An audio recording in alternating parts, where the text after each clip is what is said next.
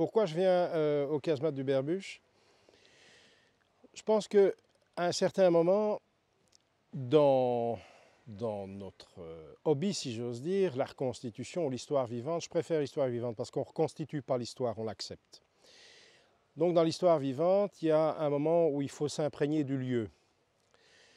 Pourquoi? Parce que la sensation, j'oserais dire psychologique, morale, pour ne pas dire parfois même psychiatrique, dirons-nous, est particulièrement importante. Le sol, le décor est ce qui est, comment dire, le plus par rapport simplement à l'uniforme, au fait de porter des insignes, de l'équipement, etc., d'une période donnée.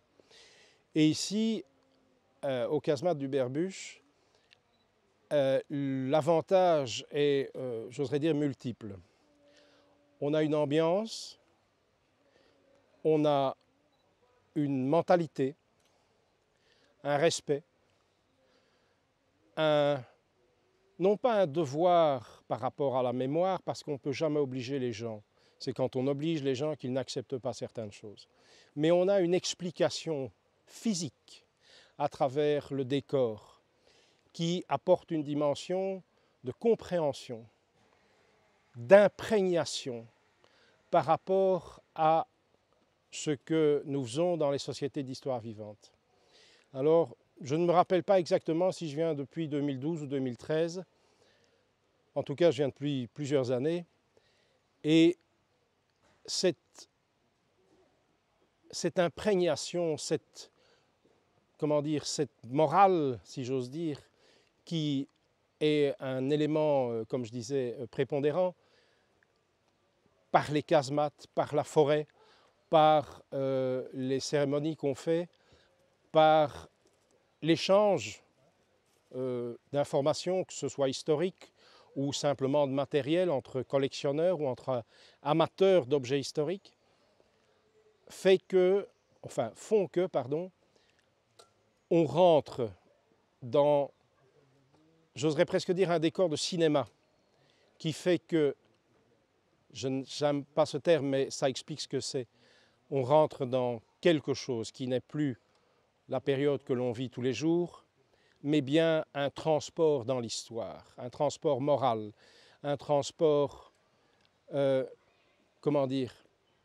profond, mais d'une profondeur rare.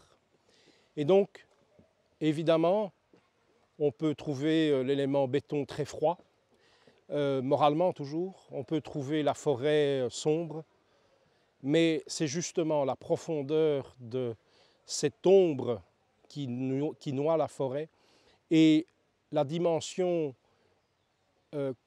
inhumaine du béton qui rend la chose non seulement utile mais indispensable à ce que nous faisons.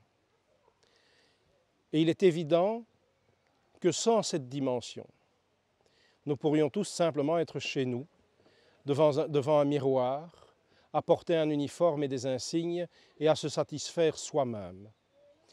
Ce genre de plaisir solitaire, à mon sens, dans ce que nous faisons dans l'histoire vivante et dans le respect de l'histoire,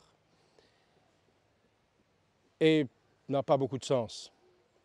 Il faut justement le décor, il faut justement cette troisième dimension qui, par rapport à deux dimensions d'un livre par exemple ou d'un texte, présentera l'accomplissement de quelque chose.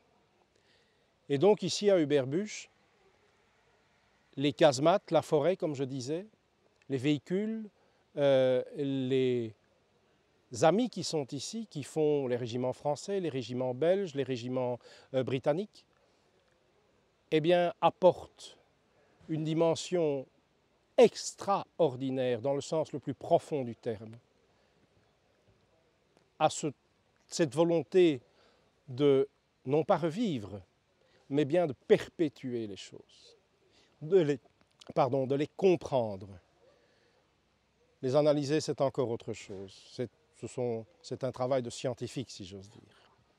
Mais ici, nous sommes dans une dimension où il n'y a pas de recherche, il y a une acceptation. Et comme je dis, ce décor, ces éléments de décor sont absolument incontournables.